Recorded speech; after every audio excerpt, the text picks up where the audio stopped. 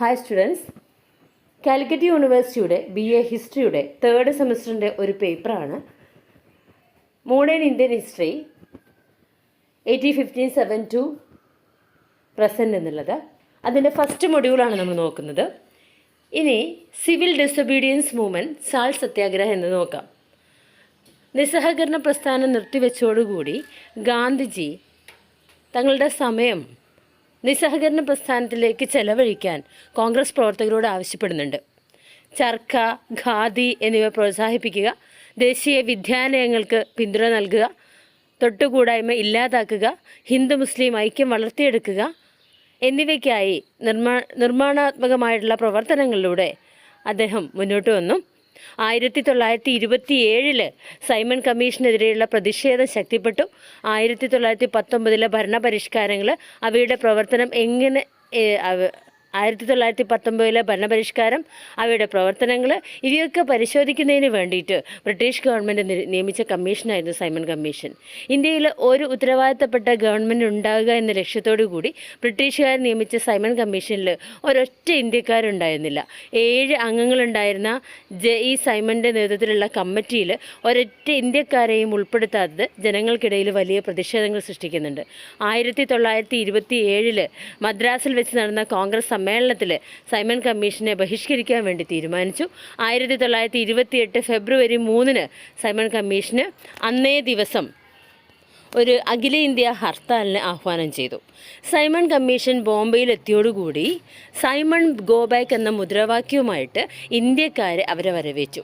ഈ പ്രതിഷേധക്കാർക്ക് പോലീസ് ലാത്തി വീശി. അപ്പം ലാഹോറിലെ ലാത്തി ചാർജിൽ ലാലാ ലജ്പത് റായിക്ക് പരിക്കേൽക്കുകയും 18 ദിവസങ്ങൾക്ക് ശേഷം അദ്ദേഹം മരിക്കുകയും ചെയ്യുന്നുണ്ട്. 1929 ലാഹോർ കോൺഗ്രസ് സമ്മേളനത്തിൻ്റെ ലാഹോർ കോൺഗ്രസ് സമ്മേളനത്തിൻ്റെ അവസാന ദിവസം രവി നദീതീരത്ത് ത്രിവർണ്ണ പതാക ഉയർത്തി 1930 ജനുവരി 26 ഇന്ത്യയുടെ ആദ്യത്തെ സ്വാതന്ത്ര്യദിനമായിട്ട് ആചരിക്കാൻ തീരുമാനിച്ചു. ലാഹോർ കോൺഗ്രസ് സമ്മേളനത്തിലെടുത്ത തീരുമാനമനുസരിച്ചാണ് ഗാന്ധിജി ഇന്ത്യയിൽ സിവിൽ നിയമലംഘന സമരം ആരംഭിച്ചിട്ടുള്ളത്. അപ്പോൾ സിവിൽ നിയമലംഘന സമരത്തിൻ്റെ ഭാഗമായി ഗാന്ധിജി മുന്നോട്ട് വെച്ച ഏറ്റവും പ്രധാനപ്പെട്ട സമരമാർഗമായിരുന്നു ഇത് ഉപ്പ് സത്യാഗ്രഹം എന്ന് പറഞ്ഞാൽ. ഇനി എന്തായിരുന്നു ഉപ്പ് സത്യാഗ്രഹം എന്ന് പറഞ്ഞാൽ? ഉപ്പ് സത്യാഗ്രഹത്തോടു കൂടിയാണ് സിവിൽ നിയമലംഘന പ്രസ്ഥാനം ആരംഭിക്കുന്നത്. ഉപ്പ് ബ്രിട്ടീഷ് ഗവൺമെൻറ് കുത്തകയായി മാറിയിട്ടുണ്ടായിരുന്നു. അപ്പോൾ ഇന്ത്യക്കാർക്ക് ഉപ്പ് ഉൽപ്പാദിപ്പിക്കാനുള്ള അവകാശം ഉണ്ടായിരുന്നില്ല. ഈ നിയമം ലംഘിക്കാനാണ് ഗാന്ധിജി ശ്രമിച്ചിട്ടുള്ളത്. അപ്പോൾ ഗാന്ധിജി വളരെ തന്ത്രപൂർവ്വമാണ് ഉപ്പ് നിയമം തന്നെ ലംഘിക്കാൻ തീരുമാനിച്ചത്. കാരണം ഉപ്പ് ഇന്ത്യയിലെ എല്ലാ വീടുകളിലും അത്യാവശ്യമുള്ള ഒന്നായിരുന്നു. അത് വളരെ വലിയ വിലയ്ക്ക് വാങ്ങേണ്ടി വന്നിരുന്നു. അപ്പോൾ ഗാർഹിക ആവശ്യങ്ങൾക്ക് പോലും ഉപ്പ് കുറയ്ക്കുവാൻ, ഉപ്പിൻ്റെ വില കുറയ്ക്കുവാൻ ഗവൺമെൻറ് തയ്യാറായില്ല. ഗാന്ധിജി ഈ പ്രശ്നമെടുത്ത് ജനങ്ങളെ ബ്രിട്ടീഷുകാർക്കെതിരെ അണിനിരത്താൻ തുടങ്ങി. വിദേശ ഉൽപ്പന്നങ്ങളുടെ ബഹിഷ്കരണവും നികുതി നിഷേധ സമരങ്ങളും സിവിൽ നിയമലംഘന സമരത്തിൻ്റെ ഭാഗമായിട്ട് മാറി. ലക്ഷക്കണക്കിന് ആളുകൾ ഇന്ത്യയുടെ പല ഭാഗത്തും സത്യാഗ്രഹങ്ങൾ സംഘടിപ്പിച്ചു. സ്ത്രീകളടക്കമുള്ള ധാരാളം പേര് സമരത്തിൻ്റെ ഭാഗമായിട്ട് മാറി. സത്യാഗ്രഹികൾക്ക് നേരെ ലാത്തിചാർജ്, ഒറ്റപ്പെട്ട സ്ഥലങ്ങളിൽ വെടിവെപ്പ് നടന്നു. 90,000-ലേറെ സത്യാഗ്രഹികളും ധാരാളം ദേശീയ നേതാക്കന്മാരും തടവിലായി മാറി. ദേശീയ പത്രങ്ങൾക്ക് സെൻസർഷിപ്പ് ഏർപ്പെടുത്തി. ഇന്ത്യയിൽ വളർന്നു വരുന്ന ബഹുജന പ്രക്ഷോഭങ്ങളെ തണുപ്പിക്കാൻ ബ്രിട്ടീഷുകാർ ചില ശ്രമങ്ങൾ നടത്താൻ തുടങ്ങി. ഇതിൻ്റെ ഭാഗമായിട്ടാണ് 1930-കളിൽ നടന്ന വട്ടമേശ സമ്മേളനങ്ങൾ നടന്നിട്ടുള്ളത്. 1930 ലണ്ടനിൽ വെച്ച് 1ാം വട്ടമേശ സമ്മേളനം നടന്നു. ഈ സമയത്ത് ഗാന്ധിജി ജയിലിലായിരുന്നു. അതുകൊണ്ട് തന്നെ കോൺഗ്രസ് ഈ സമ്മേളനത്തിൽ പങ്കെടുത്തിട്ടുണ്ടായിരുന്നില്ല. ഇനി എന്താണ് പൂന പാക്റ്റ് എന്ന് നോക്കാം. 1932 പൂന പാക്റ്റ്. പൂനെയിലെ യർവാഡ ജയിലിൽ വെച്ച് ഗാന്ധിജിയും ഡോക്ടർ BR അംബേദ്കറും തമ്മിലുണ്ടാക്കിയ ഒരു കരാറിനെയാണ് പൂന പാക്റ്റ് എന്ന് പറയുന്നത്. 1932 സെപ്റ്റംബർ 24 ഈ കരാർ ഒപ്പുവെക്കുന്നത്. താഴ്ന്ന ജാതിക്കാർക്ക് വേണ്ടി അംബേദ്കറും മറ്റുള്ളവർക്ക് വേണ്ടി മദൻ മോഹൻ മാളവിയും ഈ കരാറിൽ ഒപ്പിടുന്നുണ്ട്. കമ്മ്യൂണൽ അവാർഡിലൂടെ താഴ്ന്ന ജാതിക്കാർക്ക് വേണ്ടി പ്രത്യേക നിയോജക മണ്ഡലങ്ങൾ സംവരണം ചെയ്യപ്പെട്ടു. ഇതിനെതിരെ ഗാന്ധിജി നടത്തിയ നിരാഹാര സമരം അവസാനിപ്പിക്കാനാണ് ഈ ഉടമ്പടി ഒപ്പുവെച്ചത്. സിവിൽ നിയമലംഘന സമരം സിവിൽ നിയമലംഘന സമര കാലഘട്ടത്തിൽ തൊട്ടുകൂടായ്മ അവസാനിപ്പിക്കാതെ 100 വർഷം കഴിഞ്ഞാലും ഇന്ത്യക്ക് സ്വാതന്ത്ര്യം ലഭിക്കില്ലെന്ന് ഗാന്ധിജി പറയുന്നുണ്ട്. അപ്പോൾ ഗാന്ധിജി താഴ്ന്ന ജാതിക്കാരെ സ്വന്തം മക്കൾ എന്ന അർത്ഥത്തിലാണ് വിളിച്ചിട്ടുള്ളത്. താഴ്ന്ന ജാതിക്കാർക്ക് പൊതുകിണറുകളും പൊതുവഴികളും ഉപയോഗിക്കാനും ക്ഷേത്ര പ്രവേശനം നൽകാനും വേണ്ടി ഗാന്ധിജി സത്യാഗ്രഹം നടത്തി. എന്നാൽ അംബേദ്കർ താഴ്ന്ന ജാതിക്കാരെ സംഘടിപ്പിച്ചു. 1930 ഡിപ്രസ്ഡ് ക്ലാസസ് അസോസിയേഷൻ എന്ന സംഘടന ആരംഭിച്ചു. ഈ സംഘടന താഴ്ന്ന ജാതിക്കാർക്ക് പ്രത്യേക നിയോജക മണ്ഡലം സംവരണം ചെയ്യണമെന്ന് 1931 രണ്ടാം വട്ടമേശ സമ്മേളനത്തിൽ ആവശ്യപ്പെടുന്നുണ്ട്. അപ്പോൾ ഇതിൻ്റെ ഫലമായിട്ട് 1932 ഓഗസ്റ്റിൽ ബ്രിട്ടീഷ് പ്രധാനമന്ത്രിയായിരുന്ന റാംസെ മാക്ഡൊണാൾഡ് കമ്മ്യൂണൽ അവാർഡ് പ്രഖ്യാപിച്ചു. ഇതിലൂടെ മുസ്ലിങ്ങൾക്കും താഴ്ന്ന ജാതിക്കാർക്കും പ്രത്യേക നിയോജക മണ്ഡലങ്ങൾ സംവരണം ചെയ്തു. തുടക്കം മുതൽ തന്നെ ഗാന്ധിജി കമ്മ്യൂണൽ അവാർഡിനെ എതിർത്തു.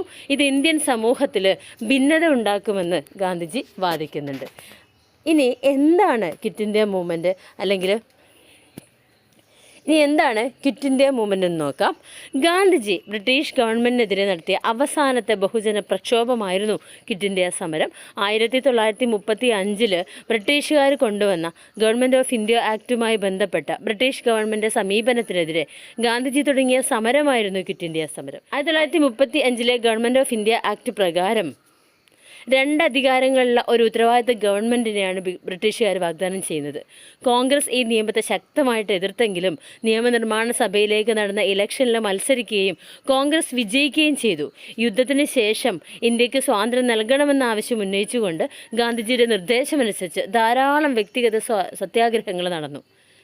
1940 മുസ്ലിം ലീഗ് മുസ്ലിം ഭൂരിപക്ഷ പ്രദേശങ്ങൾക്ക് സ്വയംഭരണാവകാശം വേണമെന്ന് ആവശ്യപ്പെട്ടു.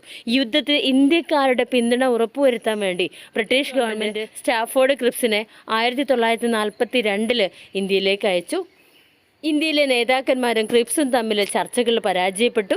യുദ്ധം കഴിഞ്ഞ ഉടനെ ഇന്ത്യക്ക് സ്വാതന്ത്ര്യം നൽകണമെന്ന ആവശ്യം അവർ അംഗീകരിച്ചില്ല. ഇതോടുകൂടി ക്രിപ്സ് മിഷൻ ഒരു പരാജയമായി തീർന്നു. യുദ്ധസമയത്ത് ഒരു ബഹുജന പ്രക്ഷോഭത്തെ എതിർത്ത ഗാന്ധിജിയുടെ സമീപനത്തിൽ ഇതോടുകൂടി മാറ്റം വന്നു. ഗാന്ധിജി ഒരിക്കൽ കൂടി കോൺഗ്രസിൻ്റെ നേതൃത്വം ഏറ്റെടുത്തു. ഒരു ബഹുജന പ്രക്ഷോഭത്തിലേക്ക് അദ്ദേഹം നീങ്ങുകയാണ് ചെയ്യുന്നത്.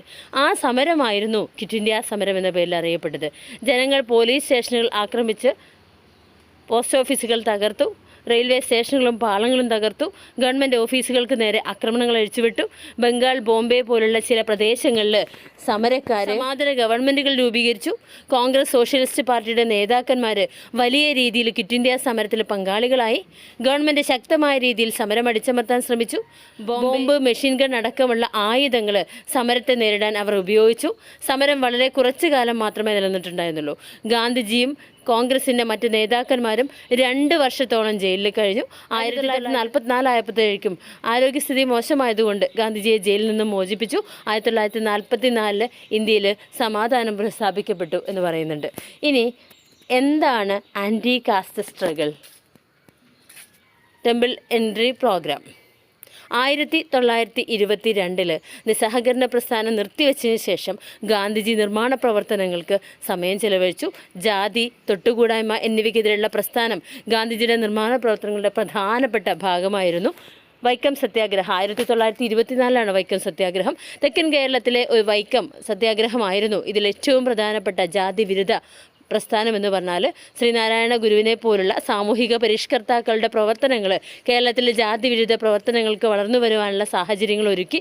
1923 കാക്കിനാട് വെച്ച് നടന്ന കോൺഗ്രസ് സമ്മേളനത്തിൽ പ്രാദേശിക നേതാവായ ടി.കെ. മാധവൻ കേരളത്തിലെ തൊട്ടുകൂടായ്മ അവസാനിപ്പിക്കാനായി ഒരു പ്രമേയം കൊണ്ടുവന്നു. ഈ പ്രമേയം കോൺഗ്രസ് സമ്മേളനത്തിൽ പാസ്സാക്കുകയും കേരളത്തിലെ ജാതി വ്യവസ്ഥയ്ക്കെതിരെ പ്രവർത്തിക്കാനായി കോൺഗ്രസ് ഒരു കമ്മിറ്റിയെ ചുമതലപ്പെടുത്തുകയും ചെയ്യുന്നുണ്ട്. ഈ കമ്മിറ്റി വൈക്കം ക്ഷേത്രത്തിന് ചുറ്റുമുള്ള റോഡിലൂടെ താഴ്ന്ന ജാതിക്കാർ സഞ്ചരിക്കാനുള്ള അവകാശം നൽകണമെന്ന് ആവശ്യപ്പെട്ടുകൊണ്ട് ഒരു സത്യാഗ്രഹം നടത്താൻ തീരുമാനിക്കുന്നുണ്ട്. 1924 മാർച്ച് 30 ഗാന്ധിജിയുടെ ആശീർവാദത്തോടു കൂടി വൈക്കം സത്യാഗ്രഹം ആരംഭിച്ചു. ഗാന്ധിജി യങ് ഇന്ത്യയിലൂടെ രാജ്യത്തെ വൈക്കം സത്യാഗ്രഹത്തെക്കുറിച്ച് അറിയിക്കുന്നുണ്ട്. ഇന്ത്യയുടെ വ്യത്യസ്ത ഭാഗങ്ങളിൽ നിന്നുമുള്ള ജനങ്ങളുടെ പിന്തുണ 1925 ഗാന്ധിജി വൈക്കത്തെത്തി ജനങ്ങളെ അഭിസംബോധന ചെയ്തു. താഴ്ന്ന ജാതിക്കാർക്ക് റോഡ് തുറന്നുകൊണ്ട് മേൽജാതിക്കാർ താഴ്ന്ന ജാതിക്കാർക്ക് റോഡ് തുറന്നു കൊടുക്കാൻ മേൽജാതിക്കാർ തയ്യാറായിരുന്നില്ല. ഗവൺമെൻറ് ജാതി ഭേദമന്യേ എല്ലാവർക്കും ക്ഷേത്രത്തിന് ചുറ്റുമുള്ള റോഡിലൂടെ നടക്കാനുള്ള അനുമതി നൽകി. 1928 തിരുവിതാംകൂറിലെ എല്ലാ ക്ഷേത്രങ്ങൾക്കും ചുറ്റുമുള്ള റോഡുകൾ എല്ലാ ജാതിക്കാർക്കുമായി തുറന്നു കൊടുക്കണമെന്ന് ഗവൺമെൻറ് പ്രഖ്യാപിക്കുകയുണ്ടായി. ഇനി എന്താണ് ഗുരുവായൂർ സത്യാഗ്രഹം? 1931-32 കാലയളവിലാണ്. ക്ഷേത്രപ്രവേശനത്തിനും ജാതി വിവേചനത്തിനുമെതിരെ കേരളത്തിൽ നടന്ന മറ്റൊരു പ്രധാന പോരാട്ടമായിരുന്നു ഗുരുവായൂർ സത്യാഗ്രഹം. ഗുരുവായൂർ ക്ഷേത്രത്തിലേക്ക് എല്ലാ ജാതിക്കാർക്കും പ്രവേശനം നൽകണമെന്നാവശ്യപ്പെട്ടുകൊണ്ട് 1931 നവംബർ 1 സത്യാഗ്രഹം ആരംഭിച്ചു. ഗാന്ധിജിയുടെ പിന്തുണയോടുകൂടിയുള്ളതായിരുന്നു ഈ ഒരു സത്യാഗ്രഹം എന്ന് പറഞ്ഞാൽ. ഗുരുവായൂർ സത്യാഗ്രഹം തുടങ്ങുന്ന ദിവസം ബോംബെ, കൽക്കട്ട, ഡൽഹി, മദ്രാസ് തുടങ്ങിയ നഗരങ്ങളിലും ഇന്ത്യയുടെ പല ഭാഗങ്ങളിലും ക്ഷേത്രപ്രവേശന ദിനമായിട്ട് ആചരിക്കുന്നുണ്ട്. ക്ഷേത്രം അടച്ചതോടുകൂടി സത്യാഗ്രഹം നിർത്തിവെച്ചു. ക്ഷേത്രം വീണ്ടും തുറന്ന സമയത്ത് സത്യാഗ്രഹം വീണ്ടും ആരംഭിച്ചു. 1932 സെപ്റ്റംബർ 21 കെ കേളപ്പൻ മരണം വരെ നിരാഹാര സത്യാഗ്രഹം ആരംഭിച്ചിട്ടുണ്ട്. എങ്കിലും ക്ഷേത്രം താഴ്ന്ന ജാതിക്കാർക്കായി തുറന്നു തുറന്നിട്ടുണ്ടായിരുന്നില്ല. കെ കേളപ്പൻ്റെ സമരം അവസാനിപ്പിക്കാൻ ഗാന്ധിജി അദ്ദേഹത്തിന് ടെലഗ്രാം സന്ദേശം അയച്ചു. ഇതോടുകൂടി ഒക്ടോബർ 2 നിരാഹാര സമരം അവസാനിപ്പിച്ചു. 1936 തിരുവിതാംകൂർ രാജാവ് പ്രസിദ്ധമായ ക്ഷേത്രപ്രവേശന വിളംബരം നടത്തി. ഇതോടുകൂടി കേരളത്തിലെ ഒട്ടുമിക്ക ക്ഷേത്രങ്ങളും താഴ്ന്ന ജാതിക്കാർക്ക് വേണ്ടി തുറന്നുകൊടുത്തു. 1932 ഗാന്ധിജി കമ്മ്യൂണൽ അവാർഡിനെതിരെ 1932 ഗാന്ധിജി കമ്മ്യൂണൽ അവാർഡിനെതിരെ നിരാഹാര സമരം ആരംഭിച്ചു.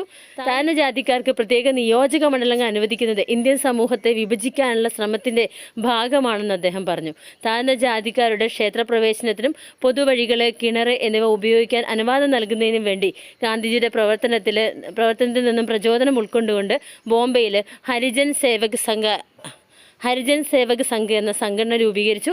1933 ഹരിജൻ എന്ന പേരിൽ ഒരു ജേർണലും തുടങ്ങി. ആദ്യം ഇംഗ്ലീഷ് ഭാഷയിലാണ് ഹരിജൻ തുടങ്ങിയത്. പിന്നീട് പ്രാദേശിക ഭാഷകളിൽ അത് ഇറക്കി. തൊട്ടുകൂടായ്മ ഇല്ലാതാക്കാനുള്ള പ്രവർത്തനങ്ങൾക്കാണ് ഹരിജൻ എന്ന ജേർണൽ ഉപയോഗപ്പെടുത്തിയത്. നിസ്സഹകരണ പ്രസ്ഥാനം നിർത്തിവെച്ചതിന് ശേഷം ഗാന്ധിജി ഇത്തരം പ്രവർത്തനങ്ങളുമായിട്ട് മുന്നോട്ട് പോവുകയാണ് ചെയ്തത്. ഗാന്ധിജിയുടെ പ്രവർത്തനങ്ങളിൽ ഏറ്റവും പ്രധാനപ്പെട്ടവയായിരുന്നു ഖാദി, ഗ്രാമീണ മേഖലയിലെ കുടിൽ വ്യവസായങ്ങൾ പ്രോത്സാഹിപ്പിക്കാനുള്ള പ്രവർത്തനങ്ങൾ. ചർക്ക ഉപയോഗിച്ച് കൈകൊണ്ട് നെയ്തെടുത്ത തുണിത്തരങ്ങളാണ് ഖാദി എന്നറിയപ്പെടുന്നത്. കോട്ടൺ, സിൽക്ക്, കമ്പിളി എന്നിവ ഉപയോഗിച്ചുകൊണ്ട് ഉൽപ്പാദിപ്പിക്കുന്ന വസ്ത്രങ്ങൾ അതിൽ ഉൾപ്പെടുന്നുണ്ട്. ഇന്ത്യൻ ഗ്രാമീണ മേഖലയിലെ ഏറ്റവും പ്രധാനപ്പെട്ട ചെറുകിട വ്യവസായം കൂടിയായിരുന്നു വസ്ത്രനിർമ്മാണം. നിസ്സഹകരണ സമരം നടത്തുന്ന സാഹചര്യത്തിൽ ഗാന്ധിജി ഖാദിയെ ഒരു ആയുധമായിട്ട് ഉപയോഗിച്ചു. വിദേശ വസ്ത്രങ്ങൾ ബഹിഷ്കരിക്കുകയും ഖാദി പ്രോത്സാഹിപ്പിക്കുകയും ഇന്ത്യ ഗ്രാമങ്ങളുടെ നാടാണെന്നും ഇന്ത്യ വികസിക്കണമെങ്കിൽ നമ്മുടെ ഗ്രാമങ്ങൾ വികസിക്കണമെന്നും അദ്ദേഹം പറയുന്നുണ്ട്. യന്ത്രവൽകൃത വ്യവസായങ്ങളേക്കാൾ നമ്മുടെ ഗ്രാമീണ മേഖലയിലെ ചെറുകിട കുടിൽ വ്യവസായങ്ങൾ വികസിക്കണമെന്ന് അദ്ദേഹം പ്രത്യാശിക്കുന്നുണ്ട്. അപ്പോൾ രാജ്യത്തിൻ്റെ സാമ്പത്തിക പ്രശ്നങ്ങൾ പരിഹരിക്കാനുള്ള പ്രധാന പരിപാടിയായിട്ട് ഖാദിയെ അദ്ദേഹം കാണുന്നുണ്ട്. സ്വയം പര്യാപ്തത, സമാധാനം, വിശ്വാസ്യത, അഹിംസ എന്നീ ആശയങ്ങൾക്കൊപ്പം ഗാന്ധിജി ഖാദിയും ഒരുമിച്ച് കൊണ്ടുപോകുന്നുണ്ട്. ബ്രിട്ടീഷ് ഭരണം ഇന്ത്യയിലെ പരമ്പരാഗത വ്യവസായങ്ങൾ തകർത്തു എന്ന് ഗാന്ധിജി വിശ്വസിക്കുന്നുണ്ട്. ബ്രിട്ടീഷ് ഭരണം ഇന്ത്യൻ തുണി വ്യവസായത്തെ നശിപ്പിച്ചുവെന്നും സ്വദേശി എന്ന ആശയത്തിൻ്റെ ഭാഗമായിട്ട് അദ്ദേഹം ഖാദിയെ പ്രോത്സാഹിപ്പിക്കുകയും ചെയ്തു. ഖാദി ഇല്ലാതെ സ്വദേശി എന്ന ആശയത്തിന് പ്രസക്തിയില്ല. ഗുജറാത്തിലെ കത്യവാദിൽ കോൺഗ്രസിൻ്റെ പിന്തുണയോടുകൂടി ഗാന്ധി ഉൽപ്പാദന കേന്ദ്രം ആരംഭിച്ചു. കോൺഗ്രസ് ലക്ഷക്കണക്കിന് നെയ്ത്തുകാരോട് ഖാദി ഉൽപ്പാദനം വർദ്ധിപ്പിക്കാൻ ആവശ്യപ്പെട്ടു. ഇതോടുകൂടി ഓൾ ഇന്ത്യ ഖാദി ഡിപ്പാർട്ട്മെൻറ്റ് നിലവിൽ വന്നു. 1923 all India khadi board, 1925 all India spinners association ഇവയെല്ലാം രൂപീകൃതമായി. 1934 ഇന്ത്യയിൽ ഗ്രാമീണ മേഖലയിലെ വ്യവസായങ്ങൾ all India village industries association ആരംഭിച്ചു. ഇന്ത്യയെ എല്ലാ ഗ്രാമങ്ങളും പുനർനിർമ്മിക്കാനുള്ള പ്രധാന ആയുധമായിട്ട് ഖാദി, ചർക്ക എന്നിവയെ അവർ കണ്ടിട്ടുണ്ട്. ഇനി ആൻറ്റി കമ്മ്യൂണൽ പ്രോഗ്രാംസ്. ഗാന്ധിജി വർഗീയതയ്ക്കെതിരെ ശക്തമായി നിലകൊണ്ടു. അദ്ദേഹത്തിൻ്റെ രക്തസാക്ഷിത്വം പോലും മതസൗഹാർദ്ദത്തിന് ബ്രിട്ടീഷ് ഗവൺമെൻറ്റിൻ്റെ പിന്തുണയോടുകൂടി ധാരാളം വർഗീയ സംഘടനകൾ ഇന്ത്യയിൽ പ്രവർത്തിച്ചു. എന്നാൽ ഗാന്ധിജി ഇത്തരം വർഗീയ സംഘടനകൾക്കെതിരെ പ്രവർത്തിച്ച വ്യക്തിയായിരുന്നു. അദ്ദേഹം ഹിന്ദു മുസ്ലിം ഐക്യം വളർത്തിക്കൊണ്ടുവരാൻ വേണ്ടി പരിശ്രമിച്ചു. നിസ്സഹകരണ പ്രസ്ഥാന കാലത്ത് അദ്ദേഹം ഹിന്ദു മുസ്ലിം ഐക്യം ശക്തിപ്പെടുത്തി. സാമുദായിക സൗഹാർദ്ദം വളർത്തിയെടുക്കുക എന്നത് ഗാന്ധിജിയുടെ നിർമ്മാണാത്മക പ്രവർത്തനങ്ങളുടെ ഭാഗമായിരുന്നു. ഇന്ത്യയിലെ ഭൂരിപക്ഷ സമുദായമായ ഹൈന്ദവർ മുസ്ലിങ്ങളടക്കമുള്ള ന്യൂനപക്ഷങ്ങളെ സഹായിക്കണമെന്ന് അദ്ദേഹം പറഞ്ഞു. അദ്ദേഹം എല്ലാ മതങ്ങളെയും ഒരുപോലെ കണ്ടു. ഇന്ത്യയിലെ മുസ്ലിങ്ങളെ ദേശീയ പ്രസ്ഥാനത്തിലേക്ക് കൊണ്ടുവരാനുള്ള അവസരമായിട്ട് അദ്ദേഹം ഖിലാഫത്ത് പ്രശ്നത്തെ ഏറ്റെടുത്തു. നിസ്സഹകരണ പ്രസ്ഥാനത്തിലൂടെ അദ്ദേഹം ഹിന്ദു മുസ്ലിം ഐക്യം ഊട്ടിയുറപ്പിച്ചു. ഹിന്ദു മുസ്ലിം വർഗീയവാദികൾ ജനങ്ങൾക്കിടയിൽ ഭയവും വിദ്വേഷവും വളർത്താൻ ശ്രമിച്ചു. 1932 ബ്രിട്ടീഷ് ഗവൺമെൻറ് കൊണ്ടുവന്ന കമ്മ്യൂണൽ അവാർഡിനെ ഗാന്ധിജി ശക്തമായിട്ട് എതിർത്തു. ഇത് ഇന്ത്യയിലെ ജനങ്ങളെ വിഭജിക്കാനുള്ള ബ്രിട്ടീഷ് തന്ത്രമാണെന്ന് അദ്ദേഹം പറയുന്നുണ്ട്. ഇന്ത്യയെ വിഭജിക്കാനുള്ള തീരുമാനത്തെ ഏറ്റവും ശക്തമായി എതിർത്തത് ഗാന്ധിജിയായിരുന്നു. ഗാന്ധിജി കൊല്ലപ്പെട്ടത് പോലും വർഗീയതയ്ക്കെതിരെ അദ്ദേഹം എടുത്ത തീരുമാനമായിരുന്നു. 1909 ഗാന്ധിജി എഴുതിയ ഗ്രന്ഥമാണ് ഹിന്ദു സ്വരാജ്. യന്ത്രവൽക്കരണത്തെക്കുറിച്ചും ആധുനിക സംസ്കാരത്തെക്കുറിച്ചും ഗാന്ധിജിയുടെ കാഴ്ചപ്പാട് ഹിന്ദു സ്വരാജിലൂടെ അദ്ദേഹം തുറന്നു കാണിക്കുന്നുണ്ട്. ലണ്ടനിൽ നിന്നും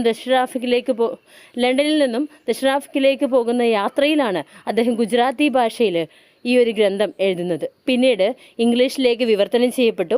ആധുനിക കാലഘട്ടത്തിലെ മനുഷ്യൻ്റെ പ്രശ്നങ്ങളും അതിൻ്റെ കാരണങ്ങളും പരിഹാരവും ഗാന്ധിജി ഇതിൽ പറയുന്നുണ്ട്. ബ്രിട്ടീഷ് ഗവൺമെൻറ് ഈ ഗ്രന്ഥം ഇന്ത്യയിൽ നിരോധിച്ചു. ഈ ഗ്രന്ഥത്തിൽ 24 അധ്യായങ്ങളുണ്ടായിരുന്നു. പിന്നീട് ഫ്രഞ്ചിലേക്കും മറ്റു ധാരാളം ഭാഷയിലേക്കും ഈ ഗ്രന്ഥം വിവർത്തനം ചെയ്യപ്പെട്ടു. ഹിന്ദു സ്വരാജിൽ ഗാന്ധിജി വിദ്യാഭ്യാസത്തെക്കുറിച്ചും സ്വയംഭരണത്തെക്കുറിച്ചും യന്ത്രവൽക്കരണത്തെക്കുറിച്ചും ആധുനിക വ്യവസായങ്ങളെക്കുറിച്ചും ആധുനിക നാഗരികതയെക്കുറിച്ചും എല്ലാം പറയുന്നുണ്ട്. ഈ ഗ്രന്ഥത്തിൽ ഹോം റൂൾ എന്നാൽ സ്വയംഭരണം ആണെന്ന് ഗാന്ധിജി പറയുന്നു.